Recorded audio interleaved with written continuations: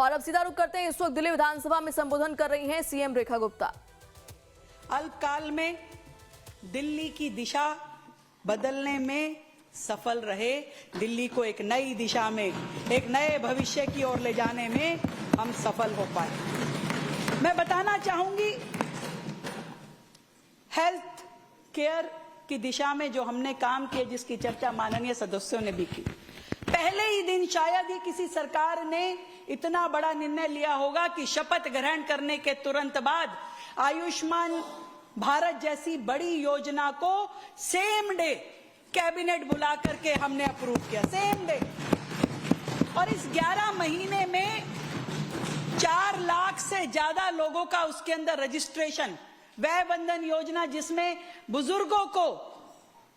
इलाज की हमने सुविधा दी 10 लाख रुपए तक की, उसमें भी 2,62,000 लोगों से ज्यादा लोगों का रजिस्ट्रेशन होना यह दिखाता है कि दिल्ली की जनता तड़प रही थी,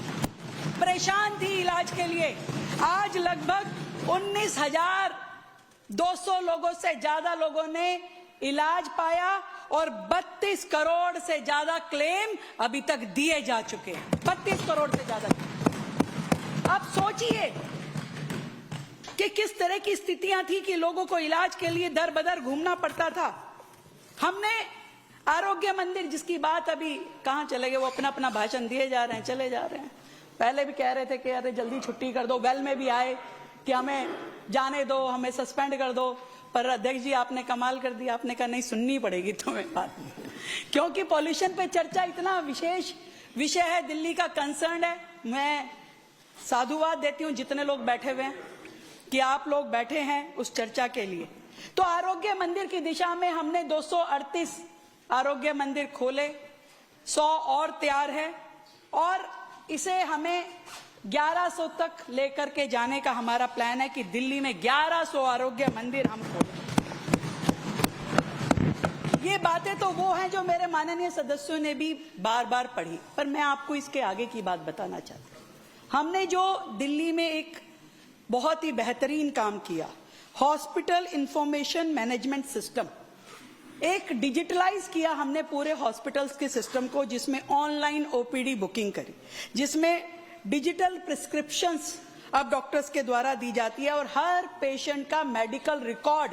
आज अस्पतालों के पास है। वो जो करप्शन, वो जो व्यवस्थाओं में कमी, लीकेजेस पिछली सरकारों के समय में थी कि एक ही पेशेंट का 10 बार नाम लिख करके अलग अलग प्रकार की दवाइयों की पर्चियां बना बना करके न जाने करोड़ों रुपए के बिल उन्होंने बनाए होंगे, अब वो सब बंद हो गई है कि सारी चीजें डिजिटली अवेलेबल है। कौन पेशेंट है, किस अस्पताल में इलाज हुआ, एक अस्पताल में इलाज हुआ तो उसका रिकॉर्ड दूसरे अस्पताल में भी निकल आएगा। दिल्ली सरकार के सारे अस्पतालों का पूरा सिस्टम आपस में इंटरलिंक कर दिया गया है और जिन जिन हॉस्पिटल्स में जिन जिन मशीनों की कमी थी, उन सब के लिए हमने उनको उपलब्ध कराने के लिए काम किया। उसमें 150 डायलिसिस की मशीनें हमने लगाई। हमने लोकनायक अस्पताल में हमने मेडिकल जेनेटिक वार्ड, यानी कि गर्भ में ही, मां के गर्भ में ही बच्चे की जेनेटिक प्रॉब्लम कोई है तो वो ध्यान में आ जाए, ऐसे दुर्लभ बीमारियों को जांचने का वार्ड हमने लोकनायक अस्पताल में बनाया, जो कहीं नहीं है दिल्ली में, किसी अस्पताल में नहीं है अभी। और ऐसे ही हमने नेट मशीन जो सेफ